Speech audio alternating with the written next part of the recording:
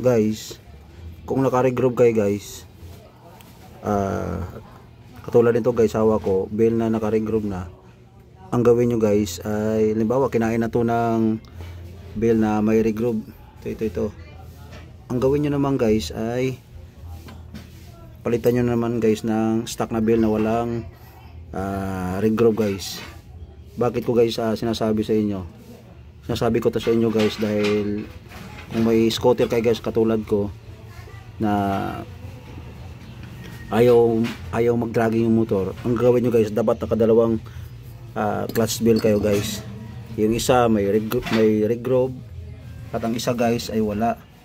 At ito naman guys, ang ano nito guys, yung clutch shoe natin guys ay kakainin kasi ito ng regroove guys eh. Halimbawa kung malaki yung regroove katulad nito, gusto ko ito yung malaki kasi pag pino kasi guys, ubos ka agad to guys eh.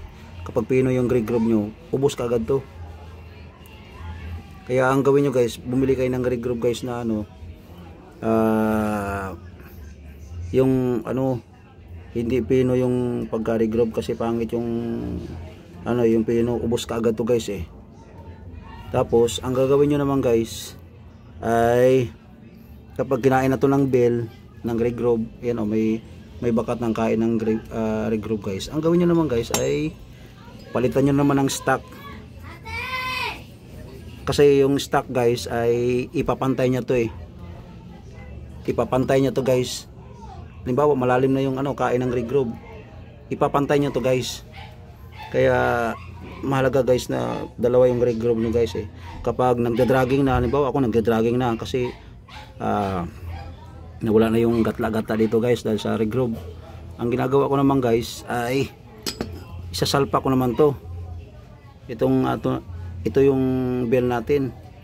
At ang bell na to guys ay tawag nito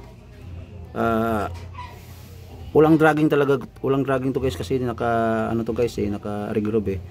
Pag sinalpak mo yan dyan guys, kapag umikot yan guys, kapit ka agad yan kasi walang may regroove na siya. Hindi katulad nito guys, itong walang regroove, kapag sinalpak mo siya dito guys, tatalon-talon yan guys kasi wala siyang regroove, hindi agad yan kumakapit. Pero pag may regroove guys, kakapit ka agad yan. Halimbawa malalim na to guys, malalim na to. Ang gawin nyo naman guys, pag malalim na to guys, itong clutch na to, kinain na ng regroove, malalim na, palitan nyo naman ng stock guys para mapantay siya guys. Ito nating clutch natin para pumantay siya. Pag pumantay siya guys, tapos halimbawa malalim na to, tapos nilagyan nyo dito guys ng walang tawag nito, walang regroove, hindi siya guys, hindi siya mag-dragging. Kumbaga ang ganda ng arangkada niya kasi may gatla-gatla siya galing sa bell natin na may regroove. Halimbawa pag pagkatulan yan, pantay na siya. Ang gagawin mo naman guys, gagawin ko naman guys ay ipapalit ko tong bell natin guys na may regroove.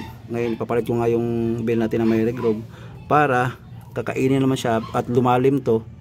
At ito naman ang ipapalit ko kapag lumalim na yung clutch shoe natin. Kaya ito, kakabit ko na guys kasi gabi na. So kung gusto mo bumili ng ganito guys na bell guys, wala pa itong 500 pesos guys eh. Kasi pag binili mo to sa labas guys, nasa mga 800 to 700 eh. Pero dito guys sa link na lalagay ko guys, wala pa itong 500 pesos guys. Kaya ako sa'yo, bumili ka na ng naka-regroove na bell para pagpalit-palitan mo tulad ng ginagawa ko para tanggal ang dragging. Ayos ba tayo dyan mga pare? Salamat sa panonood.